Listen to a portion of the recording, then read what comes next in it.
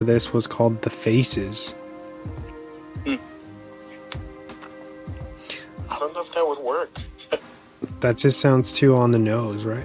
I like the Strangers sounds original and creepy. Actress Liv Tyler, who plays Kristen in the film, is the daughter of Aerosmith frontman Steven Tyler, whose original band was actually called The Strangers before Aerosmith. Nice. That's cool. Liv also didn't want the pinup girl, or she didn't want to see anybody in their masks before when they shot. So that way her performance would be her actually being scared because she doesn't know what's going on, right? Like authentic reaction. Mm-hmm. Yeah. So when you see, was it when she's outside and I think she gets run up on by the pinup girl, the shorter girl, that's them reacting to each other for the very first time when she kicks her off her, whatever. It's pretty wild. And then I think the director also wouldn't tell her where the knocking was going to be coming from, like when they were shooting inside in the first bit of the film, when they would be knocking or like moving stuff outside, they would do it in certain spots of the house, but they would never tell her where it's going to come from exactly. Keep her guessing. Pretty cool. Yeah, that's cool. And this was also shot in chronological order. Okay. You know, some movies Very they uncommon. They shoot like start from the end, work their way back, etc., etc. But yeah, that's the end of the my Swan Facts. Nice.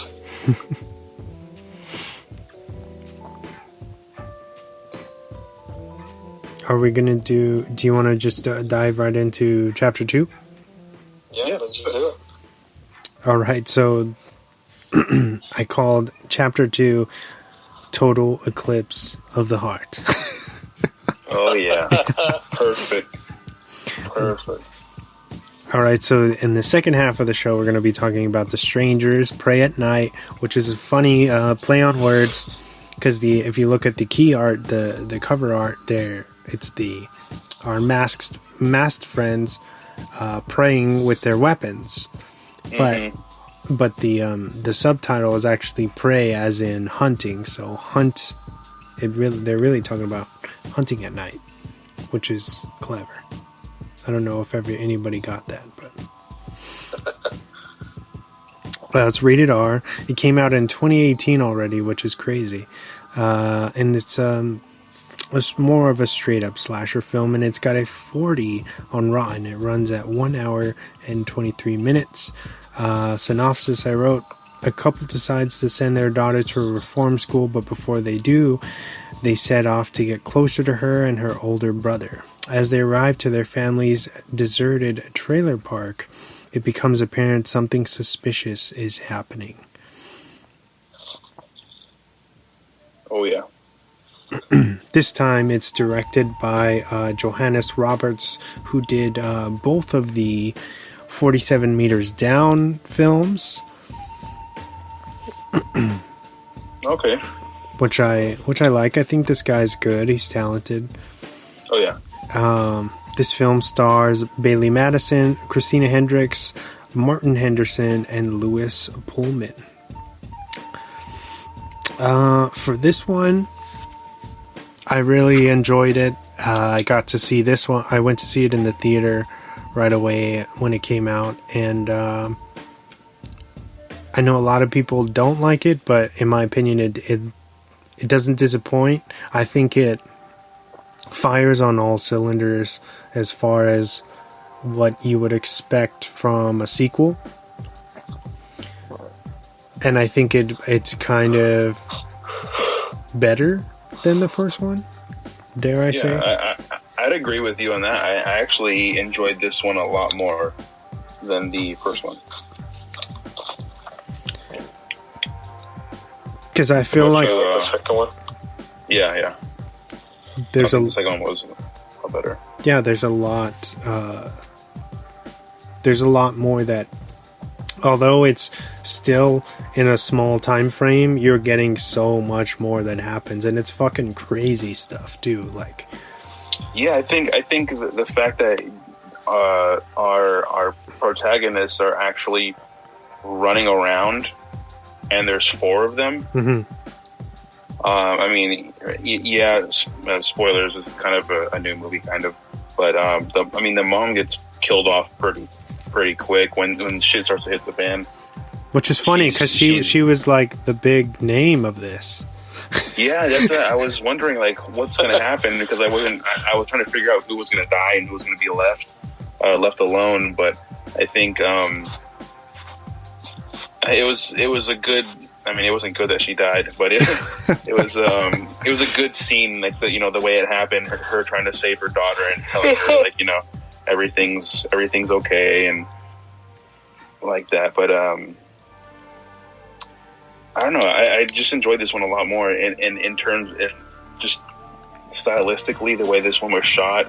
Those weird visuals of like the camera work being like far away and then like zooming in to the characters. It really gave me like an 80s like vibe. And also with the music, that also helped it. That also helped with that type of. They were playing a lot of 80s music.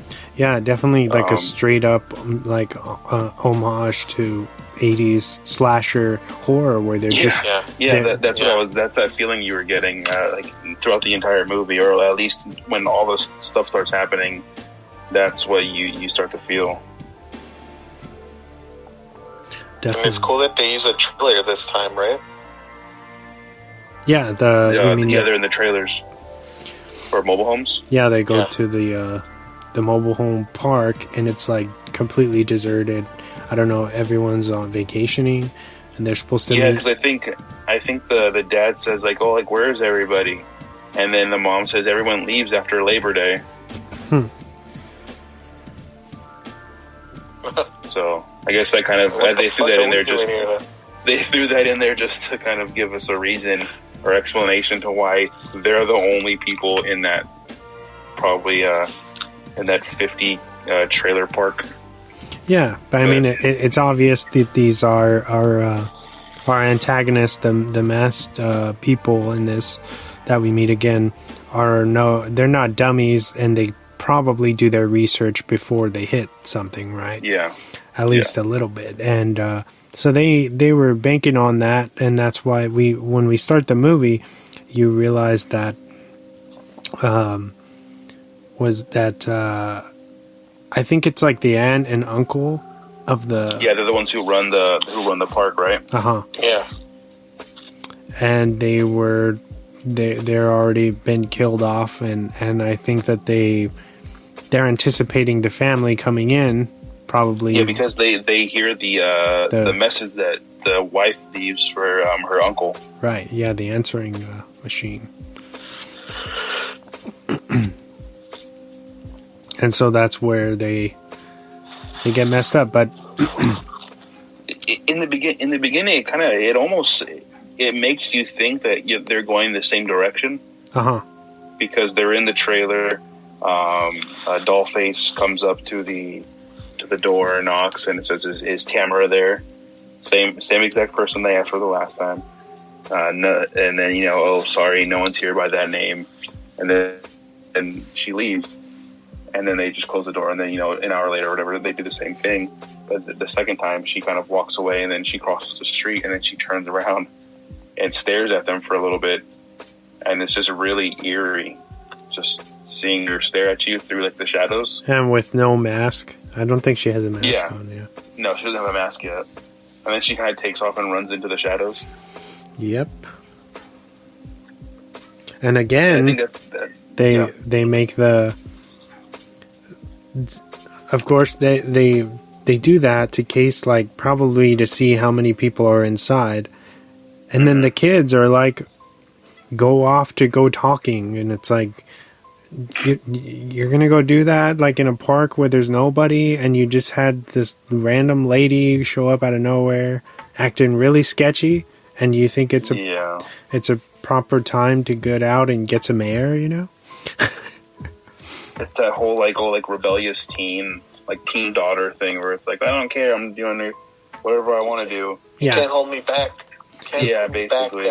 That's what's cool, because I feel like you're able to buy the childish decisions, at least in the beginning. They start to smarten up later through the film and do some cool stuff. But in the beginning, the daughter is kind of a little shithead too. Mm-hmm. She's like, man. And even the son says, "Oh, you know the reason? You know, mom and dad are going broke because we're sending you to a boarding school. That's why they had to shut off the cable." The parents are like, "Why do you think that?" They're like, "Well, you shut the cable off." And they're all, and they just stare at each other and they're quiet. It's like, oh yeah, crap, he knows. But that's when the daughter runs off, and then the brother goes to go find her, and that's when they stumble upon their aunt and uncle's trailer, and they walk in there and they find the dead bodies, in the bed, all cut up and mutilated. Yeah, way worse than anything we saw in the first film, for sure. Yeah. They're like, oh no, we gotta up the stakes in this bitch. It looked like they were like skinned. Yeah, like jaws taken off and craziness. They don't hurt the dog though, right? No, the dog was just laying there on the bed like a bitch. Like these fools are like, yo, we got standards. We don't harm animals. The dog didn't do shit to us. And Dollface visits the trailer again, right? The family trailer again. Yeah, and fucks up the phone, the phones. Yeah. Because the parents run into the kids, and the mom and the sister go back to the trailer and lock themselves in, and that's when they find out that their phones have been all destroyed, just like in the first one. I think the lines were cut in the trailer as well, so they can't call out. And Dollface is in there waiting for them, pretty much. Yep, and she's already got the steak knife. Yeah. From the steak knife from the drawer. There's no weapons around. She basically corners them. They end up having. Did you notice that in the beginning when they go into the trailer and they're like, "Oh, there's no cups or anything in here. Like, there's no glasses or anything." And then they're like, "Oh yeah, there's food still in the refrigerator."